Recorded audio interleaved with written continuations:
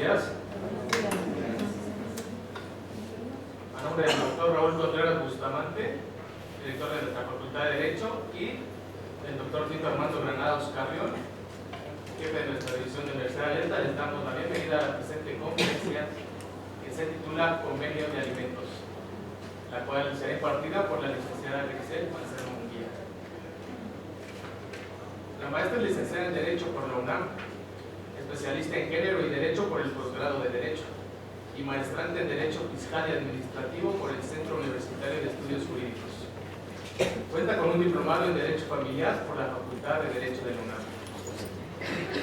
Es colaboradora en la obra Derecho Familiar, temas de actualidad, con el artículo intitulado Violencia Familiar en México, y en la obra Derechos Humanos, con el artículo de Violaciones de los Derechos Humanos de las Mujeres Privadas de la Libertad, ambas publicadas por la Facultad de Derecho de la UNAM. Es catedrática de la Facultad de Derecho de la UNAM y del Centro Universitario de Estudios Jurídicos. Actualmente ejerce como abogada postulante en materia familiar, sucesiones y civil. Cuando hablamos del convenio de alimentos y de acuerdos con la ley y tratados internacionales que el Estado mexicano tiene ratificados, los padres están obligados a proporcionar a sus hijos lo necesario para su adecuado desarrollo físico y mental.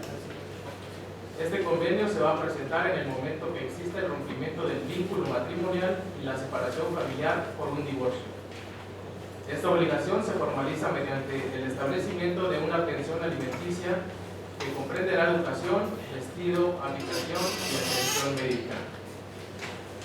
Cuando existe controversia sobre los montos de la pensión, por lo regular es porque el proveedor con frecuencia miente o trata de ocultar su capacidad económica real, en aras de que la pensión que se fije sea la menor posible. Así que damos la bienvenida a la maestra Grisel Mancero Munguía para dar inicio a la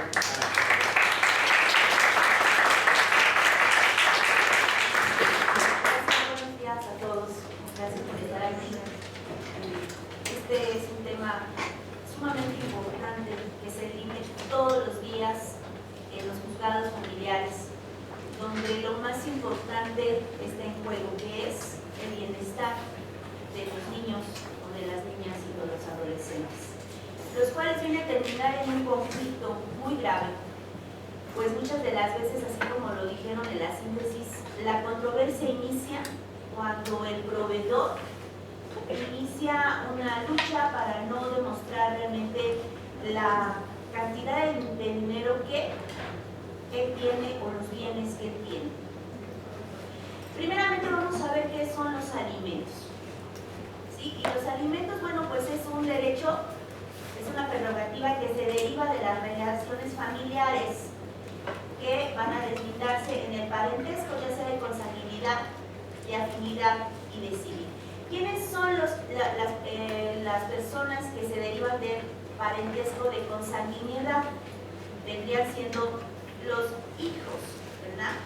Entonces, ¿quiénes son los que se encuentran en litigio cuando estamos hablando de un convenio de alimentos? Los niños. Los niños son los que se ponen en peligro su estabilidad emocional y física. Y me van a decir, ¿por qué emocional?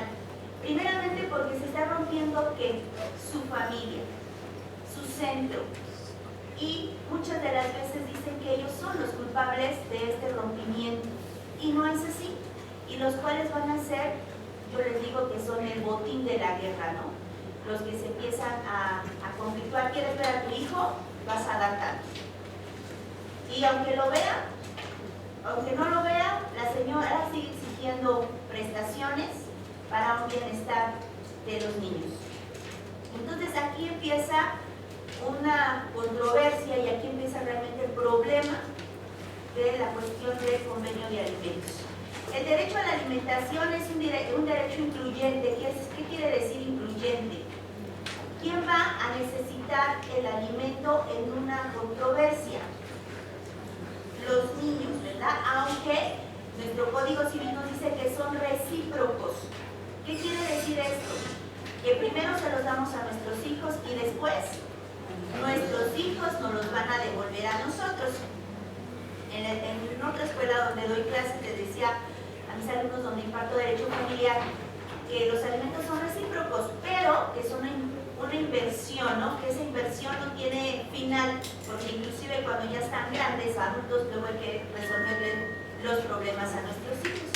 Y ellos pues estaban jóvenes y decían, no maestra, pero está perfecto, porque fíjese, si tiene 10 hijos y a todos les da carrera, cuando esos 10 hijos usted los necesite, pues por lo menos el 10% que le den de su salario, pues va a poder vivir. Y dice, pues sí es cierto, ¿no? Si lo vemos fríamente, pero ¿cuántos hijos de verdad tienen ese deber o cumplen con ese deber para proporcionar a los alimentos a los papás?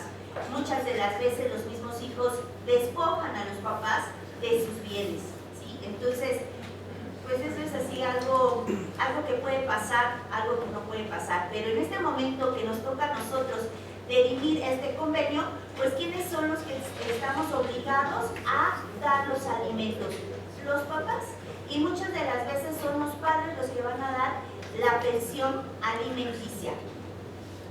No es nada más darles una ración de alimentos, sino que va incluido que vestido, calzado, la alimentación como tal, recreación, médico cuando se enferman, útiles, educación.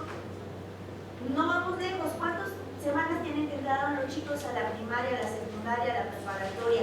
Y a todos ellos les tenemos que dar ¿qué? Pues todo lo que necesitan. Y yo llevé un asunto donde el señor ganaba 25,000 pesos, pero en realidad lo que cotizaba eran 3,000. Y entonces, pues, todos dijimos, pues los 25,000, el 20%, pues le va a tocar una cantidad suficiente para la niña. Pues no, el señor que abusó de la voluntad de los demás, pues dijeron que solamente ganaban 3,000 pesos porque era lo que cotizaba realmente al seguro. De esos 3,000 pesos, el 20%, ¿cuánto es? 600 pesos mensuales. 600 pesos mensuales, ¿ustedes creen que sirve para alimentar a un niño? No, imposible. Es imposible. En una de las audiencias se le sale decir al señor que ganaba 25,000 pesos. Pues obviamente que ahí empezó otro conflicto, ¿no? Porque primeramente está engañando a la autoridad y esto se hace acreedor a una falta administrativa. Está ocultando sus bienes, está ocultando realmente una cuestión donde está poniendo en peligro la estabilidad emocional y física de un menor, donde el artículo 1 constitucional, 4 constitucional y el 6 de los derechos de los niños me dice que la prioridad es la alimentación y el interés superior del menor. Por lo tanto, aquí vamos a entrar a un conflicto donde muchas de las veces ambas partes que deberían de tener la voluntad para poder desarrollar y poder decir, es mi niño y tengo un deber, no una obligación, un deber con él, que crezca sano, que crezca feliz, independientemente que su familia se haya fracturado, que piense que tiene una mamá y tiene un papá que van a estar con él toda la vida, ¿sí? Y los va a ayudar a resolver los problemas. El derecho a la alimentación es un derecho humano y está reconocido por las normas internacionales de los derechos humanos. Y lo vamos a ver en el artículo 1, lo vamos a ver en el artículo 2, pero se asienta más en el artículo 6 de la Ley de los Derechos de los Niños, las Niñas y los Adolescentes. Cuando se habla de alimentos estamos en presencia de un tema importante del derecho familiar y a través de este se busca garantizar los derechos de los niños, de los menores, con la posibilidad de tener una excelente vida. Les repito, independientemente donde la pareja se haya fracturado, ellos tengan y sigan pensando que tienen una mamá y un papá que van a estar dispuestos a defenderlos. ¿Qué significa la palabra alimento? Y bueno, nos vamos desde el derecho romano y en el latín dice que alimentum es la comida y ya para nosotros va a ser el sustento que vamos a tener día a día.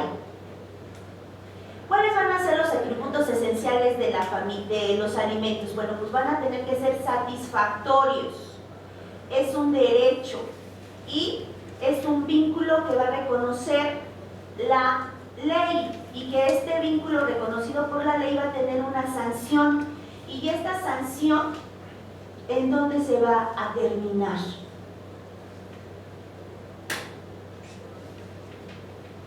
Cuando papá no quiere dar alimentos, ¿qué le pasa? Puede haber repercusiones penales, que muchas de ellas se hicieron evidentes por ahí del 2010, 2011, donde muchos papás fueron privados de la libertad, aunque después el Estado mismo rectificó y dijo, bueno, pues si están privados de la libertad los señores, ¿cómo van a alimentar? ¿Cómo van a dar? ¿Cómo van a proveer? Y entonces, analizando todas estas partes, hicieron dentro de la misma ley que no fueran tan graves las sanciones o las pensiones, porque muchas de las veces dejaban a los señores sin la posibilidad de subsistir también ellos. ¿Y qué era lo que hacía? Pues le quitaban la mayor parte de su sueldo y de igual forma los señores tienen que pagar renta, tienen que pagar luz, tienen que comer, el transporte y optaban ¿por qué? Por dejar sus trabajos. Entonces, de igual forma, cuando se les requería en los juzgados qué estaba pasando con la pensión alimenticia, pues los señores ya no tenían un trabajo estable para poder contribuir y seguir pasando una pensión tan exagerada. Ahora las pensiones que están, los montos que el juez está estipulando dentro de las sentencias o dentro de los convenios es el 20% del salario real, tanto ordinario como extraordinario. Si el señor llegara a ser liquidado de su empleo, pues de igual forma se le quitará o se le restará a esa liquidación el 20% de todas sus prestaciones. Se me hace mucho más justo. Obviamente, si el señor es un obrero, pues de todos modos la pensión alimenticia va a ser muy poquito. Y si la señora está trabajando también para poder subsistir, pues obviamente que no va a tener el tiempo para estar en los juzgados. Entonces, ¿qué es lo que nos queda?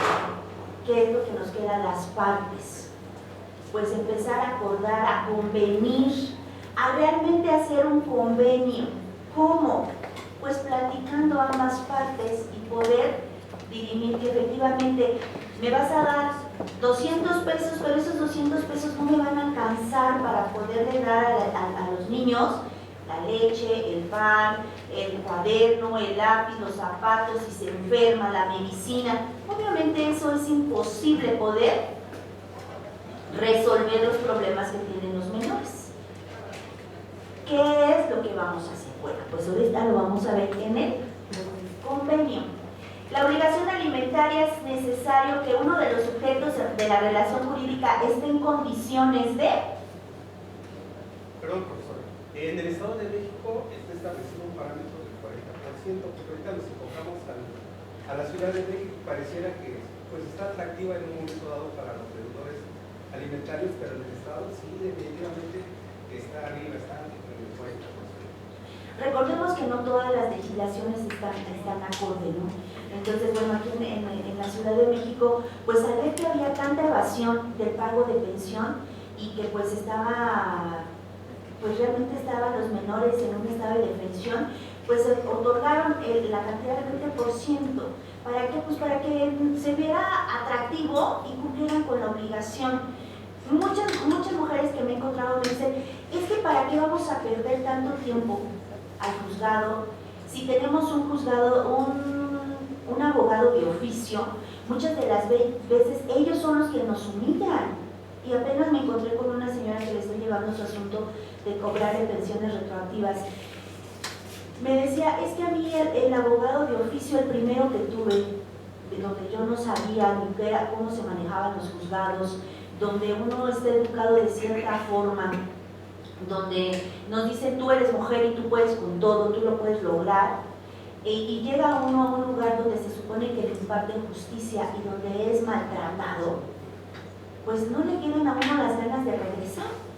Pero el abogado le decía, señora, es que usted no sabe hacer sus chambas, regrésese a su casa y a ver si puede convencer a su marido. Un abogado de ahí, de los juzgados familiares, decir esta barbaridad a una persona que necesitaba asesoramiento. Dije, ¿qué hizo? ¿No lo denunció? No sabía qué se podía hacer. Dice, después regresé y me tocó una abogada que de igual forma me dijo, mire, vamos a tratar de resolverlo, vamos a poner todo el empeño. Y sí, le otorgaron su pensión. En ese entonces, les estoy hablando del 2001, le dieron la pensión del 50%. El señor apeló y le tocó el 40%, pero cuando no existe voluntad de alguna de las partes, así nos den el 10%, no lo vamos a cumplir. ¿Por qué? Porque no tenemos ese compromiso moral con nosotros mismos y con nuestros hijos. Entonces, le toca el 40% y obviamente no le da lo que a él se le antoja, porque ni siquiera entregó un recibo, ni siquiera se hizo una investigación a su trabajo donde se le redujera o se le quitara, se le disminuyera, de ahí mismo de su recibo de su trabajo se le quitara la pensión alimenticia y fuera acorde a lo que se había dictado en un juzgado. La señora empezó a trabajar y le dijo la abogada, señora, mejor póngase a trabajar y ya no esté pues, perdiendo aquí su tiempo. El señor no tiene voluntad de darle dinero. Y así lo hizo. Entró a trabajar a una empresa privada que por lo tanto pues no va a tener el permiso para poder salir el día que tuviera audiencia o que fuera a revisar su expediente. ¿Qué es lo que hizo? Pues trabajar. Y entonces ahorita después de 15 años sus hijas todavía están estudiando y va a pedir la pensión retroactiva. ¿Se la van a dar? Sí. Por supuesto que se la van a dar. ¿Por qué? Porque el señor incumplió con una sentencia otorgada por una instancia donde el Estado garantiza el derecho a el bienestar del niño y donde las chicas todavía están estudiando y donde necesitan ellas el apoyo todavía de su papá. Obviamente las chicas ya pidieron igual el cambio de administración porque su mamá y su papá se divorciaron apenas el año pasado. Y entonces ellas optaron porque su mamá ya se deslinde de todas de ellas, pero su papá siga con el pago de su escuela. Vamos a ver qué es lo que pasa y después les cuento lo que pasa. Características de los alimentos: son recíprocos, son personalísimos, intransferibles, inembargables, imprescriptibles, intransmisibles, proporcionales, divisibles, preferentes, no compensables ni renunciables y no se extinguen en un solo acto. ¿Sí? Me dice son recíprocos, ya lo comentamos. Primero yo otorgo los alimentos a mis hijos y mis hijos posteriormente. Personalísimos. Yo como mamá o como papá tengo que otorgárselos. Independientemente que como lo dijimos, los alimentos van a ser de línea de parentesco.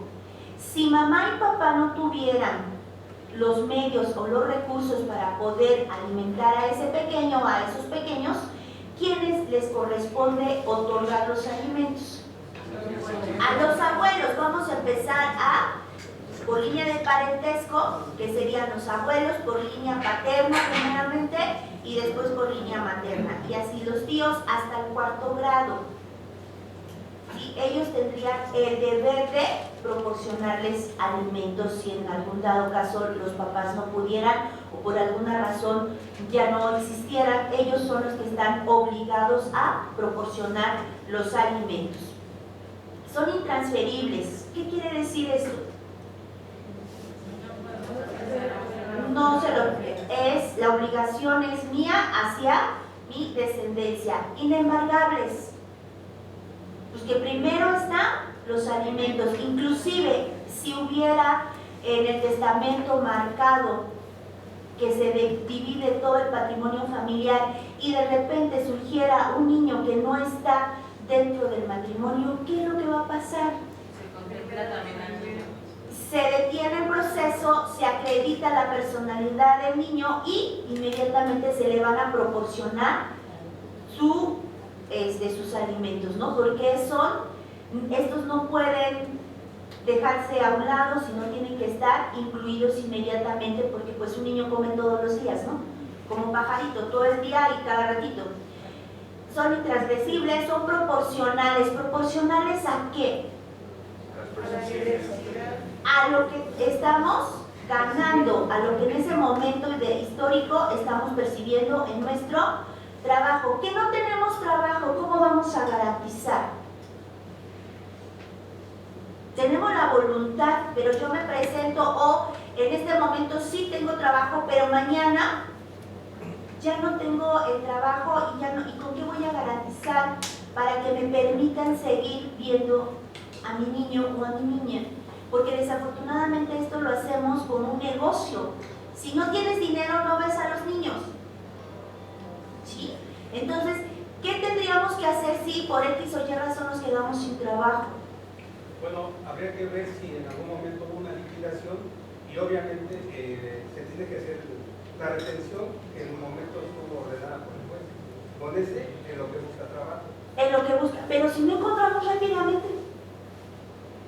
Y así tengo un asunto. Entonces yo le estoy presionando, sí, o sea, ya tiene todo cubierto, pero con lo que le dieron de su liquidación, pues él dice, pues tengo cubierto hasta tal lado, sí, pero después tendremos que notificarle al juez. Ese sería nuestro siguiente paso, notificarle al juez que por un momento no tenemos empleo y que necesitamos el apoyo de él, que estamos buscando, para que no se obstaculicen las visitas. ¿Sí? Entonces ya con el conocimiento del juez de que yo estoy buscando un trabajo, porque tenemos que garantizar mediante una fianza, ¿sí?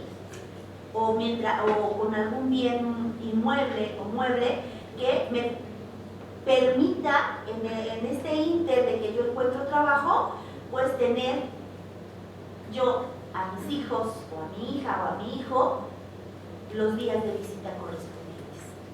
Este es otro problema también. No es... Teníamos todo perfectamente planeado y de repente me pasa esto. Y tendría que hacerse bajo una declaración, bajo protesta de decir verdad. Y tendría que ser en un tiempo, digamos, a lo mejor prudente, quizás que sería un mes máximo, porque ya 2 o 3 meses sin trabajo ya lo vemos considerado. Por eso les digo que tengo esta presión en este momento. Divisibles, ¿por qué divisibles?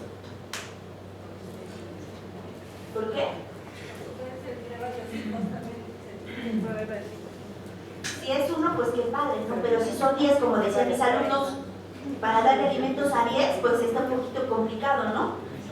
No imposible, pero sí complicado. Preferentes. ¿Quiénes son los que van a tener la preferencia? Pues los niños, ¿sí? Los niños. Los incapaces también, ¿sí? No son compensables ni renunciables, es un derecho que tienen los niños, simple y sencillamente. Y por ley está garantizado el bienestar del menor. Y entre ellos pues están los alimentos y todo lo que de ellos se desprende. Y además no se extingue. ¿En qué momento se van a extinguir esos derechos? Con la mayoría de edad, o si se casan, aunque que tendrían hoy en la Ciudad de México la edad mínima para poderse casar son 18 años. Si en este ínter ellos se casan, tienen un bebé, pues obviamente la obligación se termina, o si el hijo o la hija tienen trabajo, igual en este momento se termina la obligación. El artículo 6, esto es de la Ley de los Derechos de los Niños, las Niñas y los Adolescentes, pues nos dicen todo esto que hemos estado platicando, ¿no? Tenemos que ver el interés superior de la niñez, que son universales, que tienen que tener una igualdad sustantiva, que no tenemos que discriminarlos, que debemos incluirlos, que tienen derecho a la vida, a la supervivencia, al desarrollo, a ser partícipes de las decisiones, son interculturalidad. Tenemos que haber una correspondencia entre la sociedad y las autoridades, debe de haber una línea de transversalidad entre las políticas públicas y el derecho, ¿sí? Tiene que haber una autonomía, un principio pro persona, y aquí ya incluimos todo. Con el principio pro persona, aquí ya no hay vuelta de hoja hacia los niños. Los niños tienen sus derechos y por lo tanto pueden exigirlos. ¿Sí? Tienen que tener un acceso a una vida libre de violencia y una accesibilidad igual a la ley. El artículo 1 de la Constitución, pues ahí nos habla que queda prohibida la discriminación por edad, por sexo, por género, y por lo tanto tienen derecho a tener una vida libre de violencia. El artículo 4, que este es el más interesante, donde surge la raíz de toda esta problemática, es que el varón y la mujer son iguales ante la ley. Esta protegerá la organización y el desarrollo de la familia. Toda persona tiene derecho a decidir de manera libre y responsable e informada sobre el número y espaciamiento de sus hijos, y toda persona tiene derecho a la alimentación nutritiva suficiente y de calidad, y el Estado tiene la obligación de garantizarla. ¿Dónde va a empezar toda esta, toda esta lucha, toda esta, yo creo que un sueño a lo mejor roto, porque me dicen a mí que yo vivo en un país de rosa, y que bueno, yo creo que cuando una pareja se casa, tiene un sueño, tiene un ideal, que es, así como los cuentos, vivir felices para toda la vida. ¿Sí? El que yo haya tenido a lo mejor una noche de copas, y de ahí de esa noche de copas surgió una personita, pues a lo mejor yo no lo tenía planeado, pero sí empieza un deber moral, que al paso del tiempo pues yo tengo que pasar alimentos, porque yo, independientemente que haya tenido lucidez o no, tengo que cumplir. ¿Sí o no? Sí. Cuando este sueño, que dijimos que este convenio se va a hacer por cuestión de rompimiento del vínculo matrimonial, por parentesco o por concubinato, que el concubinato, acuérdense que nada más es un acuerdo de voluntades, donde los que tienen el derecho a la alimentación son los niños una vez que son reconocidos por el papá. ¿Sí? Este sueño, esta familia que se rompe, va a empezar una lucha. Así es, por medio de un divorcio, al momento de presentar el escrito inicial, vamos a presentar el convenio de alimentos. ¿A dónde lo voy a presentar? ¿A los juzgados civiles? No, a los juzgados familiares. Ahí va a iniciar nuestro trabajo para conseguir una pensión que sea justa para mantener a nuestros niños o a nuestro niño. Cuando son menores de edad, ¿quiénes son los que los van a representar? Mamá, ¿verdad? Y también papá. Hoy en día también ya se presenta esta forma, ¿no? Donde papá, que se quedó siempre cuidando, colaborando en el hogar, pues él trabajó ahí, ¿no? Y entonces pues él tendrá ese derecho a que le pasen una pensión alimenticia. Cuando ya no son menores de edad, cuando ya son mayores de edad, ¿quién va a representarlos? Ellos mismos, ¿sí? ¿De qué vamos a acompañar a nuestro convenio de alimentos? Bueno, van a ser las actas de nacimiento de nuestros hijos, el acta de matrimonio. ¿Y qué más va a venir dentro de nuestro convenio? Todas las necesidades que requieren ellos, que son la alimentación, educación, recreación, vivienda, salud, despido, movilización, luz, agua, gas, teléfono, todo lo que tenía en ese nivel de vida en lo que tenía una familia, ¿sí? Va a ser compensatorio. ¿Qué pasó?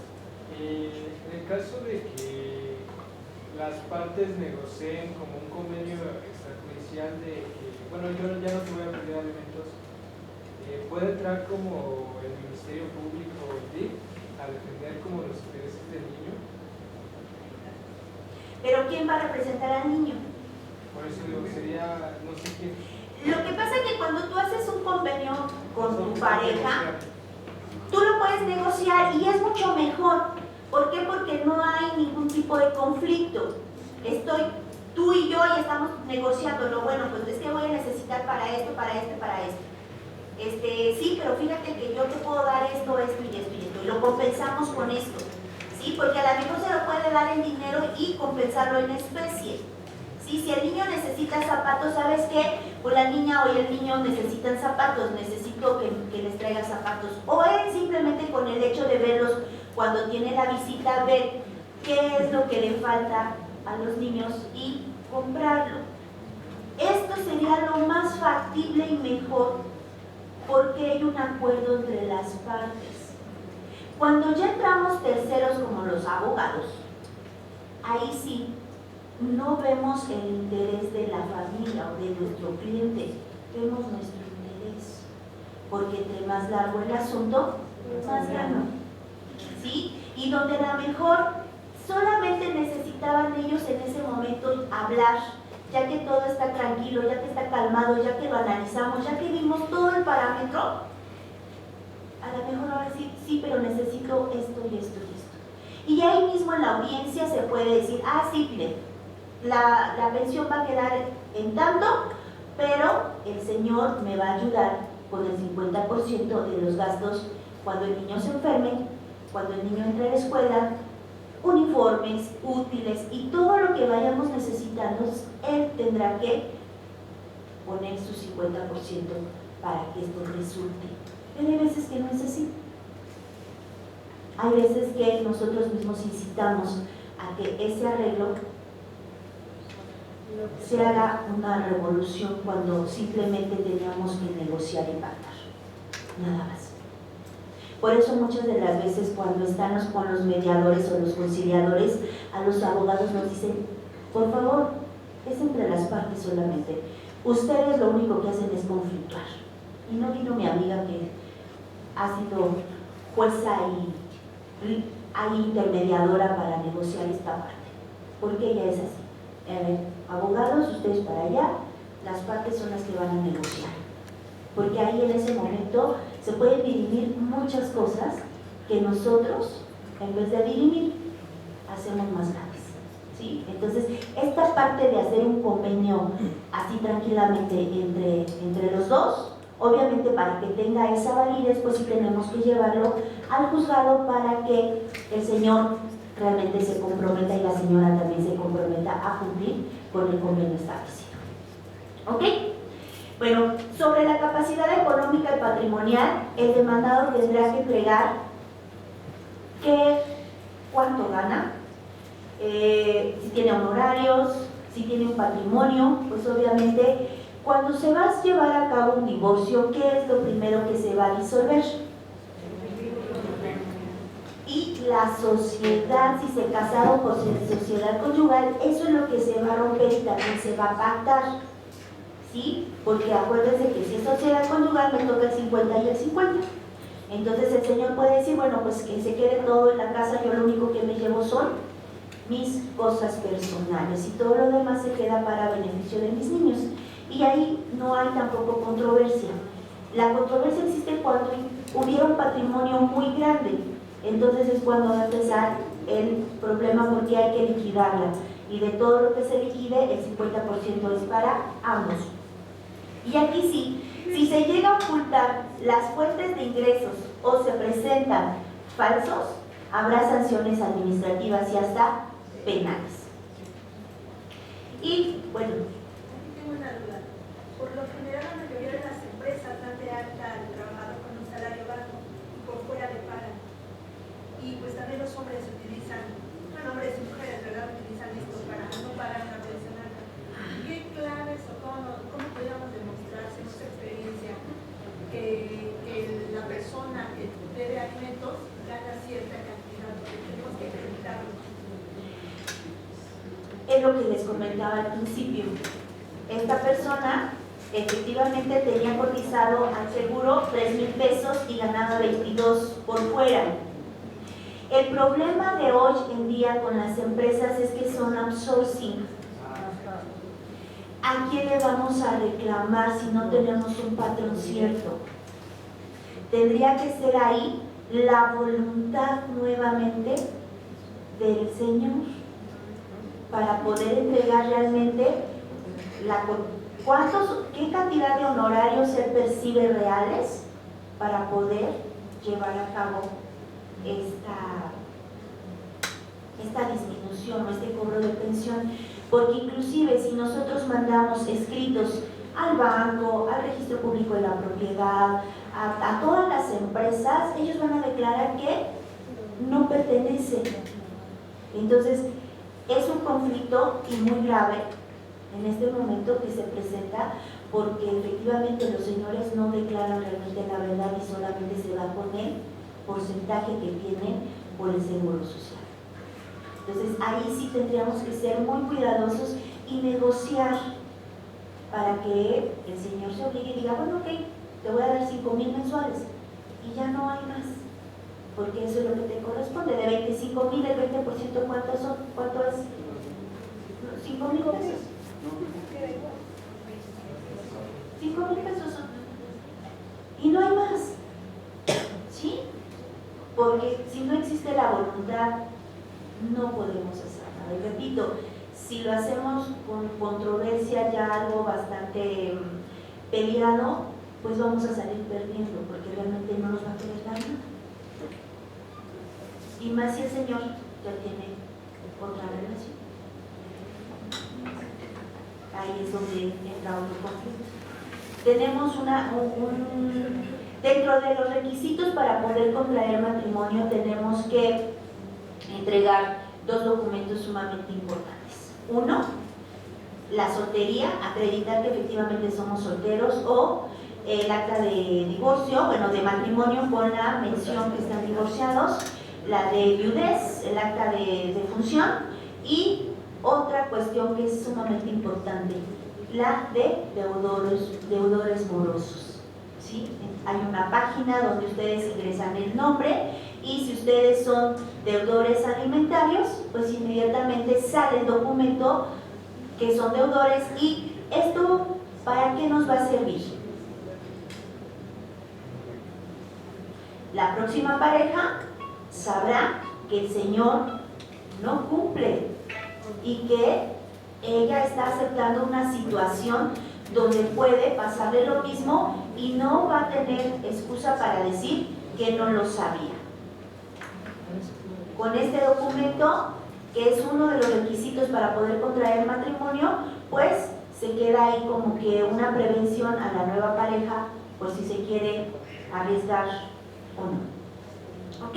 Bueno, pues aquí tenemos un convenio. Es una propuesta de convenio que en el cumplimiento de lo dispuesto por el artículo 267 del Código Civil para la Ciudad de México, presentan voluntariamente los divorciantes X el motivo de la tramitación del presente juicio de divorcio incausado. Sí, esto fue el convenio de un divorcio y que teníamos en ese momento. Bueno, la primera dice: conformidad con lo establecido en la fracción primera del artículo 267 del Código Civil para el Distrito Federal o Ciudad de México, están de acuerdo que la guarda y custodia de la menor se va a quedar primero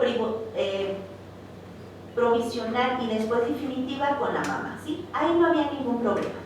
El señor estaba conforme a que la guarda y custodia se le iba a quedar a la señora sin ningún problema.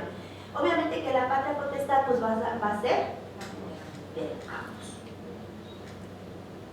La segunda, que conformidad a lo establecido la fracción segunda del artículo 267 del Código Civil para el Distrito Federal o Ciudad de México, están de acuerdo que el régimen de convivencia de los divorciantes se llevara a cabo, y aquí es donde empezamos un poquito a tener problemas. Los fines de semana de cada 15 días. El divorciante le iba a ir a recoger el día sábado a las 10:30 y le iba a entregar el domingo a las 18 horas. La mitad de los periodos de vacaciones, diciembre, verano, incluyendo Semana Santa y las que marca el calendario escolar, estarán de acuerdo los divorciantes. Aquí yo creo que sí deberíamos de poner, no sé, el primero, el 16 de septiembre le toca a la señora, del siguiente año al señor, porque si lo dejamos al arbitrio, ahí se vuelve otra vez el problema, ¿sí? Entonces aquí sí tendríamos que ser como más claros en esta parte para que no haya ninguna controversia después. En cuanto a los puentes vacacionales y días festivos, de igual forma, ambos se pondrán de acuerdo. Vuelvo a lo mismo, ahí sí tendríamos que establecer realmente un calendario para que no haya ningún tipo de problema después. Los divorciantes se obligan a informarse oportunamente en todo momento, entre ellos los lugares a donde acudan con la menor durante las convivencias pactadas. Y obviamente que la persona que va a tener a la niña pues tendrá que dar su domicilio real para que no tengamos ningún problema. La tercera, de conformidad con lo establecido en la fracción tercera del artículo 267 del Código Civil para el Distrito Federal, se obliga a entregar el concepto de pensión alimenticia a favor de la niña, el 20% de sus percepciones ordinarias y extraordinarias que como trabajador de la empresa fulana de tal perciba, debiéndose girar oficio conducente para que se realice el descuento convenido y la cantidad que resulte sea depositada ya sea en un número de cuenta bancaria o que la señora vaya a recoger su cheque a la empresa. ¿De qué manera garantizó esta persona? Con el trabajo, ¿sí? Aquí no tuvo que dejar absolutamente ningún bien, no dejó fianza, no dejó nada, simplemente garantizó con su trabajo. Independientemente de lo anterior, el divorciante se obliga a proporcionar el 50% de los gastos de inscripción del colegio en donde estudie la menor, de uniformes escolares, útiles, así como clases extras como es ballet, natación, y en su caso los gastos hospitalarios y médicos que sufra el infante. Cualquier tipo de accidente o urgencia debido, la divorciante exhibirá el comprobante conducente para que acredite los gastos de que se trate. Esto es bien importante porque además del 20% que se le había quitado como pensión, el 50% de todos los gastos extra los va a cubrir el señor. Y si la pensión era poquita, pues obviamente ya con esto tendrá un mejor nivel de vida los niños, ¿okay? Asimismo, los divorciantes manifiestan que ambos laboran y por lo tanto no tienen derecho a recibir alimentos. La cuarta, de conformidad con lo establecido en la fracción cuarta del artículo 267 del Código Civil para el Distrito Federal, el uso de la vivienda utilizada como domicilio conyugal, menaje de esta durante la tramitación del divorcio lo ocupará la divorciante, la señora, y una vez después pues optará por salirse del lugar o quedarse ahí porque pagaba renta. Y de conformidad con lo establecido en la fracción del artículo 277 del Código Civil, toda vez que los divorciantes no celebraron el matrimonio bajo régimen de separación de bienes, no aplica esa fracción del artículo 267. Aquí se me olvidó poner algo bien importante, que después de todo, en todos los demás convenios que he tenido que elaborado, lo he puesto, que es cuando la señora o el señor quieren salir al extranjero, ¿qué se requiere? La autorización para poder hacer los trámites del pasaporte y de la visa. Es natural el hecho de que las parejas ya sea la mujer o el hombre, tengan ese miedo o esa precaución de decir, ¿qué tal si se lo lleva, no? ¿Por qué? Porque muchas de las veces dentro de nuestros conflictos, de nuestras peleas, lo primero que dicen los señores es, te voy a quitar a mis hijos porque tú ni siquiera tienes para poderlo mantener. Entonces ya desde ahí hay así como que esa incertidumbre de que se va a llevar al niño, a la niña, y ya no me lo va a dejar volver a ver. Y eso pasa muchísimas veces. Por eso surge el término de alienación parental, donde hay una ruptura extremadamente dolorosa o de coraje, donde alguna de las partes empieza a manipular de tal manera al niño, a la niña, que llega muchas de las veces a resultar homicidio, ¿sí? Donde ya es tanto el dolor o la frustración, el coraje, donde lo pagan los niños, ¿sí? Entonces, aquí, en esta parte, yo he estado incluyendo el que si el señor o la señora quieren salir al extranjero, pues obviamente se le va a otorgar la autorización, pero los pasaportes y la visa se van a quedar en resguardo del juzgado. ¿Para qué? Para que ellos se sientan comprometidos a que tienen que entregar un itinerario de dónde van, a qué hora salen, copias de los boletos de avión, a qué hora salen, dónde van a estar, qué día regresan y inmediatamente regresar los pasaportes al juzgado. ¿Por qué? Porque después de esto, si no se llegara a realizar, pues ya van a tener una sanción que va desde la privación de la libertad, porque están incumpliendo un convenio celebrado por ambas partes donde quedaron de común acuerdo. La séptima, los negociantes se obligarán a respetarse mutuamente, ¿sí? Aquí esta parte sí debe ser esencial. ¿Por qué? Porque del respeto va a tener una relación excelente tanto los papás como los niños. Y de esta forma ellos en la escuela ni van a ser bulleados ni van a ser bullied. Porque un niño sano en su entorno familiar es un niño sano adentro y fuera de su casa. La obligación de pagar la pensión alimenticia persiste aún cuando el acreedor haya adquirido la mayoría de edad, sin que exista una razón para negarle la posibilidad de exigir el cumplimiento. Profesora, una vez vi un caso en el que un judío ortodoxo se divorció de su esposa porque, bueno, ¿cómo decirlo? Su género era diferente, ¿no? Entonces él ya como se volvió, no sé cómo explicarlo bien, pero ya es de la comunidad LGBT.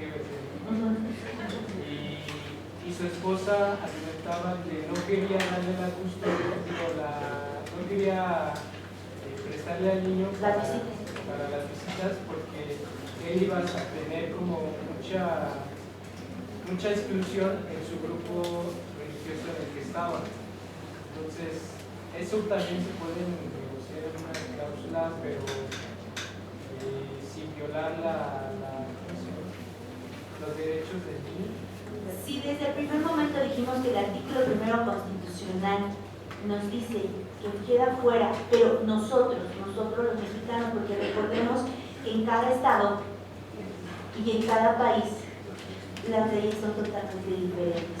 Obviamente que aquí hay una discriminación y a lo mejor eso también pasa aquí en la Ciudad de México, pero todavía los señores no tienen esa libertad de expresar sus sentimientos, ¿sí? Entonces ya sería cuestión nuevamente de platicarlo y verlo, porque sería un problema para las visitas y aquí la señora pondría todas las trabas del mundo para que el niño no tuviera o la niña no tuviera esa convivencia con su papá. Y estaríamos violando el artículo primero constitucional. porque entonces ¿a dónde queda el derecho a la preferencia sexual? Pero necesitamos trabajar todavía mucho en cuestión de romper roles y estereotipos que están tan marcados para los mexicanos. Ese derecho a que si el señor se ha golpeado, porque aquí también podemos decir, la señora para ganar la guarda y custodia, podemos decir que la señora es violenta. Sí, ¿y cómo lo acreditamos si los señores todavía no tienen esa capacidad de ir a Ministerio Público y abrir una carpeta de investigación donde tienen violencia familiar? Entonces, esa parte sí necesitamos trabajar mucho, educar a nuestros niños y ya darles otra visión de la vida totalmente diferente, con una posibilidad mucho más grande. Por último, una duda. La pensión retroactiva se puede solicitar aunque nunca en la vida se haya ejercido ese derecho. Y la Suprema Corte de Justicia apenas nos dio una puerta enorme para poder cobrar, que, y lo dijimos al inicio, que es un derecho, es retroactiva. Inclusive si el señor nunca reconoció al niño y el niño quiere que lo reconozca su papá y va y hace su juicio y le va a solicitar la pensión, se la van a otorgar. Es un derecho que es menor. Pues muchísimas gracias. Si les quedaron dudas,